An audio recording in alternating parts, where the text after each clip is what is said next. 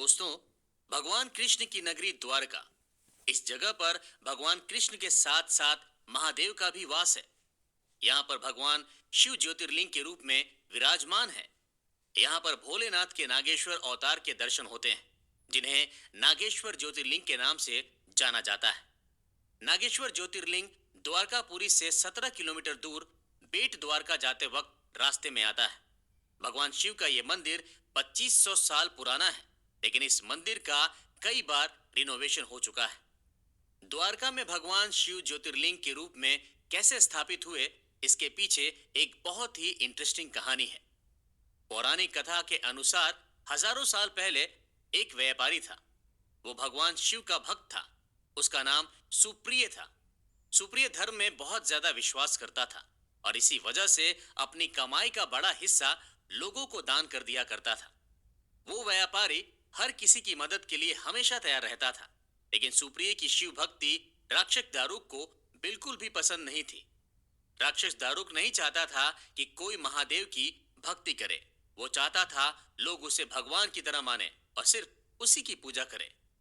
एक बार सुप्रिय अपनी नाव पर सवार होकर व्यापार करने के लिए कहीं जा रहा था। उस नाव पर और भी कई लोग सवार थे।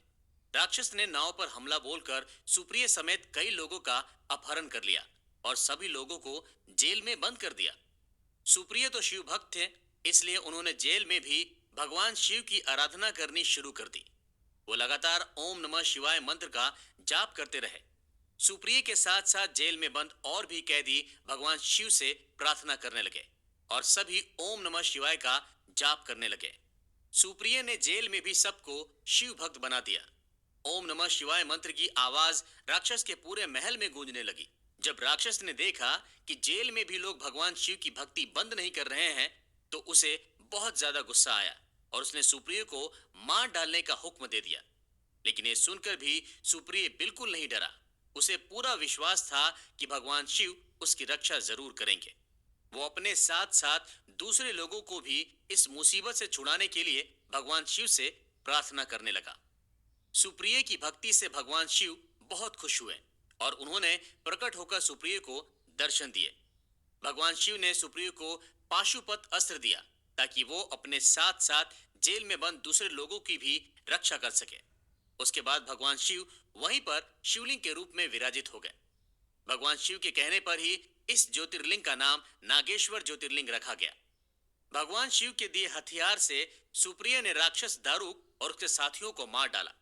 तभी से यहाँ पर भगवान शिव नागेश्वर ज्योतिर्लिंग के रूप में विराजित हैं। नागेश्वर मंदिर में भगवान शिव के सिर्फ दर्शन करने से ही भक्तों को सारे दुखों से मुक्ति मिल जाती है। अगर नागेश्वर ज्योतिर्लिंग का सावन के महीने में विशेष पूजा और अभिषेक किया जाए तो उसका बहुत पुण्य मिलता है।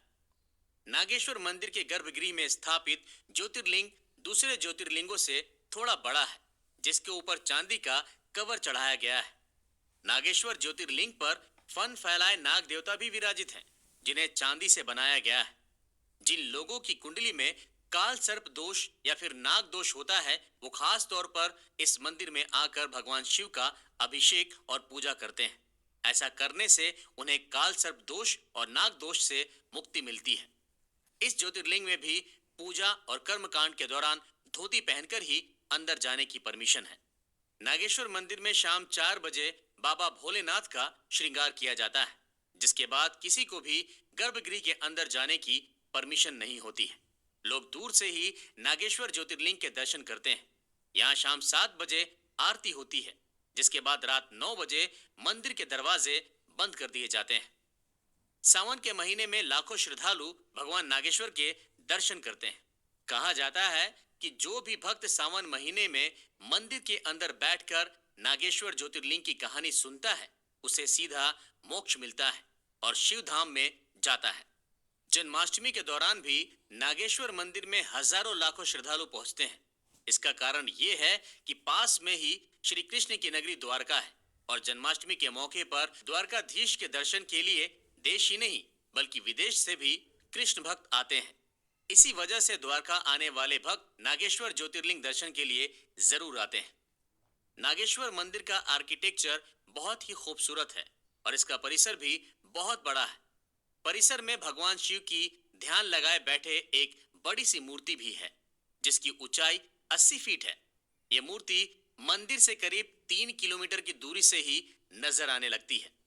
गुजरात में ही भगवान शिव का पहला सोमनाथ ज्योतिर्लिंग भी है, जहां से नागेश्वर ज्योतिर्लिंग की दूरी करीब 270 किलोमीटर है। गुजरात में भक्तों को द्वारकाधीश, नागेश्वर ज्योतिर्लिंग और सोमनाथ ज्योतिर्लिंग तीनों तीर्थ क्षेत्र के दर्शन होते हैं।